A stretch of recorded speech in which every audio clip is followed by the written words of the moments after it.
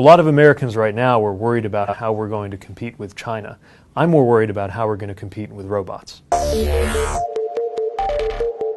If you look from 2000 to 2010, for every job that was lost to trade, there were 6 jobs lost because of automation. The thing we need to realize about automation is it's all types of industries. Some have gotten a lot of attention. Anyone who spends time around the automotive industry, manufacturing, which is big where I live, knows that robots and machinery are making a difference there. But that's just the beginning. The reality is there are so many more areas, so many more industries that it's not really a question of which industries will be affected and which ones won't. It's really a question of which jobs within each industry will be affected. Go to a Target and you go to check out and there's a self-checkout machine.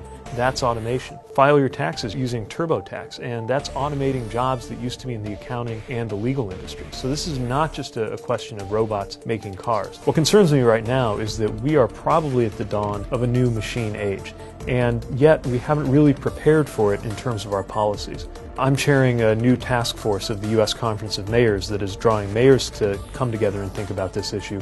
We need the same thing to happen at the state level and for federal policymakers and legislators too. We need to make sure that our education system, our workforce programs, and our social safety net account for the disruptions and the changes that we can't exactly predict, but we know something like it is coming. In the best case scenario, we find ways to use automation and technology to empower residents, to empower people who might get left behind otherwise, and provide a more robust society. But in a worst case scenario, we don't prepare, we don't even know what hit us, and it'll be just like what happened before with the combination of trade and automation that hit my region so hard, only it'll be worse and we'll have no excuse because we really did have a chance to see this one coming.